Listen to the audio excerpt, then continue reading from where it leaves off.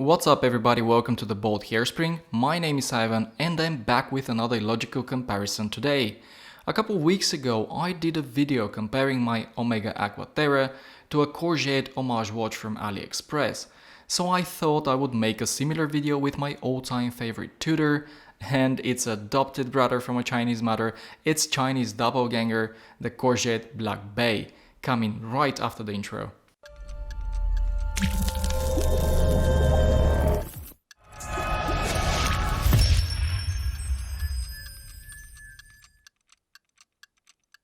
Before we start, let me just say that the Tudor is the better watch here, no matter how you look at it. It's a finished product, guys, and everything positive I say about the Corgeut, keep in mind that the Tudor is better. I mean, in every single aspect, no exception. Keep that in mind throughout the video, but also do not forget the different price points of both watches. So I've been checking out this watch on AliExpress for a long time now, but I really thought it would be, well, rubbish.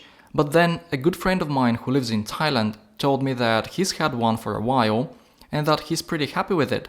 So I decided to go for it and see whether my friend is right or simply being delusional. This Corgeut can be had for about 80 euros shipped worldwide, which is about 45 times cheaper than my Tudor, and it's available in 3 colors: blue, black and red. You can also choose between gold or silver hands and dial markings. There are also 2 movement options, Seagull and Miyota, but more on that a little bit later. I got mine from the Corgeut official store as they had the best deal at the time. The Tudor Black Bay, however, retails for 3,580 euro, but as I mentioned in my full review, I got mine from a Nady for 20% off, so I ended up paying about 2,800 euro only. By the way, if you haven't watched that video, go check it out, and if you enjoy my content, consider subscribing as I upload a new video every Sunday. I would also like to know if any of you guys have this watch and what's been your experience with it. You can tell me in the comment section below. The first thing that surprised me when I took the Corgeut out of the box was the weight. It's a hefty watch just like my genuine Black Bay. In fact, sized for my 17 cm in circumference wrist, it weighs 164 grams, while my Tudor is just a tad heavier, 171. The build quality feels solid too, and I'm actually being impressed here. You get a screw down crown and case back, plus a pretty decent oyster style bracelet with screw pins. The end links are also solid and the clasp is milled, and to give you an idea, the bracelet is better built and finished than what you would typically find on a Pagani design watch. Then the dimensions of the watch are very similar to the original Black Bay ETA version, which was released in 2012 and discontinued in 2017. So you get a 41mm case diameter, the height is 13mm, and finally the lug-to-lug distance is 51mm. So compared to my in-house movement Tudor, the Corgeut has the same diameter, it's a 0.8 mm thinner, but its lug-to-lug distance is a millimeter longer. Nevertheless, both watches were very similar on the wrist, and of course the Tudor feels a little bit more comfortable and more expensive. The Tudor Black Bay Heritage is the best watch I have ever owned, although not the most expensive. It's my favorite one in the collection, and unless my life is on stake, it will never leave. I just like everything about it, the build quality, the finishing, which I think is on par, if not even slightly better than my Omega Aqua Terra. I also love the warmth of the gilt dial, the uniqueness of the snowflake hands, the lack of date window, and I just love the overall vintage modern design. I really believe that in the 3,000 euro price range, it's one of the best divers on the market, and one of the very few that comes with a 5 years warranty. So Corgeut has copied everything I just mentioned, but obviously the final result is not the same, and I'm sure you already knew that before even clicking on my video.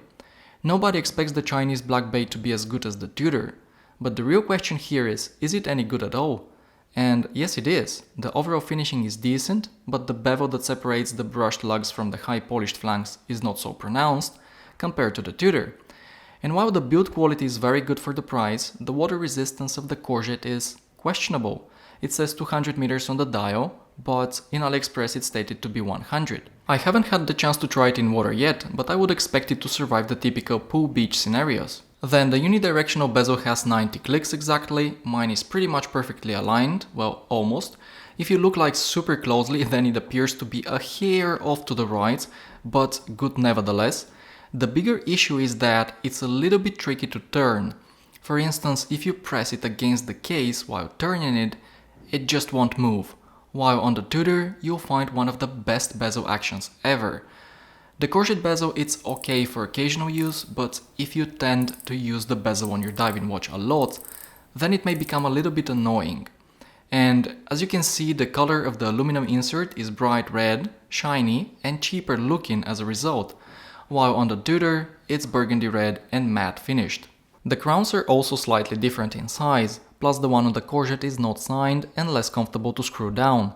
The action is not bad by any means, it's just that the one on the Tudor is better, it's more refined. We can observe the same thing with the clasp. Tudor is famous for using ceramic ball bearings which give a very satisfying feedback when you put the watch on your wrist. Corgeut on the other hand is mimicking the whole thing, and actually they're doing it in a very clever way.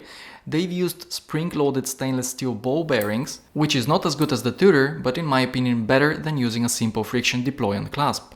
Then both watches have domed and quite thick sapphire crystals without any AR coating, and the dials looks pretty much exactly the same, but the printing on the Tudor is sharper and just better done.